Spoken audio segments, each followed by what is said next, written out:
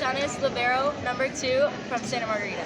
One of the best juniors in California at the position, one of the best juniors in the United States at the position, and she reminded Temecula Valley they might have thought that they had enough of them after the state playoffs last year, after Dave Mose this year, but Luna and the rest of the Santa Margarita Eagles said, we're going to come down here and make sure they're not playing around Thanksgiving while we are. Just obviously a long trip, gloomy outside, but a lot of sunshine for you ladies inside. What are the emotions?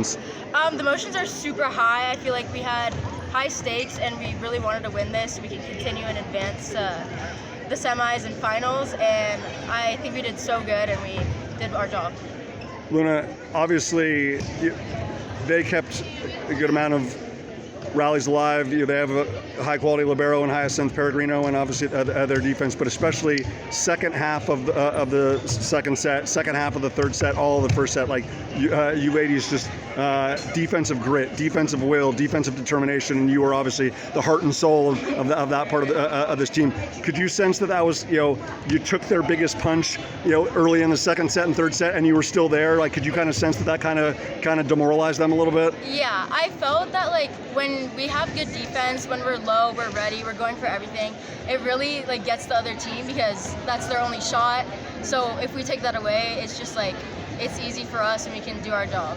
Yeah, I mean, obviously Naya Francois, number 15 for them, was really kind of like the focal point of their attack, but you seemingly took everybody else off the court in the latter part of the second set and latter part of the third set.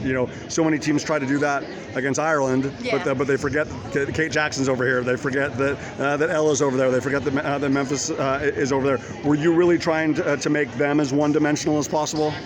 Yeah, I feel like if I could just get my girls done, get them great passes, they can do their job, they can get set, and we can just hit the ball really hard, and they can't do anything about it because we have the best outsides and pins. Absolutely.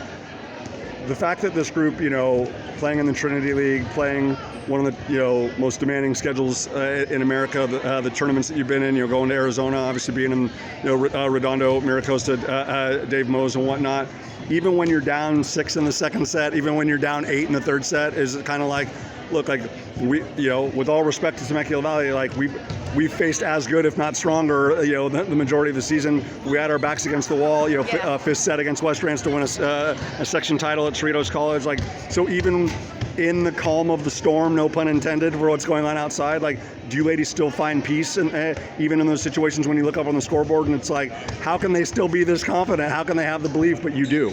I feel like even when we're down, in the second set, when we were down so much, there's only so much you can do. You have to stay calm, you have to be ready, and we try to not have a lot of emotion and show that we're annoyed, because once you're annoyed, I feel like that it affects the game.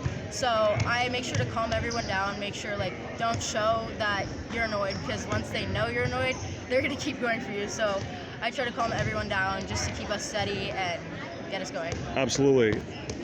Has that steadiness been a real point of emphasis? Because I talked to Ireland and Memphis, I felt like the performance of the group at the Redondo Miracosta was a turning point, and then obviously to be able to handle the last half of league the way you did in the postseason, do you feel like this group has become more emotionally steady as the season has gone on? Yeah, I feel like we've gotten so much more emotionally steady.